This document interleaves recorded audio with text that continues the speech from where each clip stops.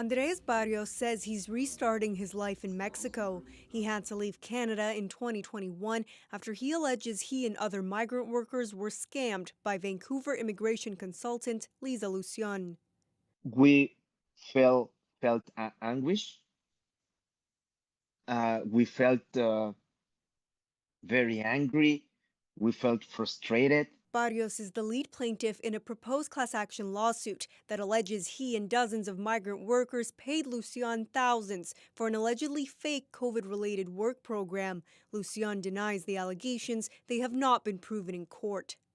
Lucian declined an interview. Her lawyer spoke to CBC News on her behalf, but declined a broadcast interview, but described it all as a profound misunderstanding. She said Lucian did her job filing immigration applications, but that there's no guarantee they would be accepted.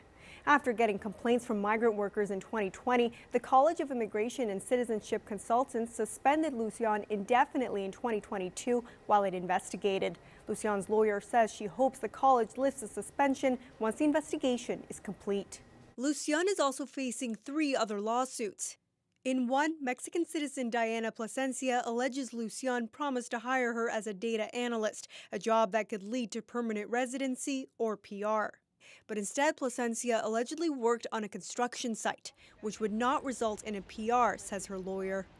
That would be unskilled work, generally speaking. So there's a knock matrix where skilled work is defined by your job title and job duties. And so if you fall into a job title or job duties that's unskilled, it's very unlikely to lead you to be able to get PR. In a counterclaim, Lucian says Plasencia failed to provide certification to prove she can do the analyst role, and so she was not automatically placed in that job.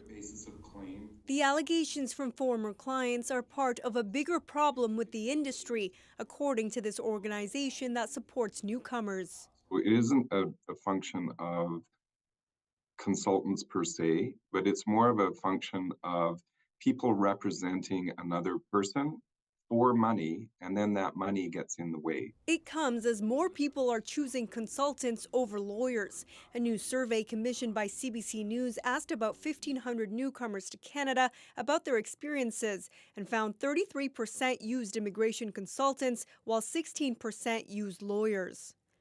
Owen Logan, who represents several of Lucian's alleged victims, says the regulatory body for consultants has been too slow to act, saying it took the college about 30 months to suspend Lucian after receiving complaints. She was able to keep practicing during those months. Logan says this was too long. There's very lax enforcement of the rules. The rules on paper are good. There's a very good code of conduct, but the actual enforcement of those rules has been lacking. In a statement, the college said its goal is to handle complaints in a manner that is fair, efficient, and in the public interest, adding that procedural fairness requires due diligence and careful review of the unique elements of each complaint. The college's 2024 annual report says it closed about 1,300 cases. There are still roughly 1,500 open cases. Yasmin Ranea, CBC News, Vancouver.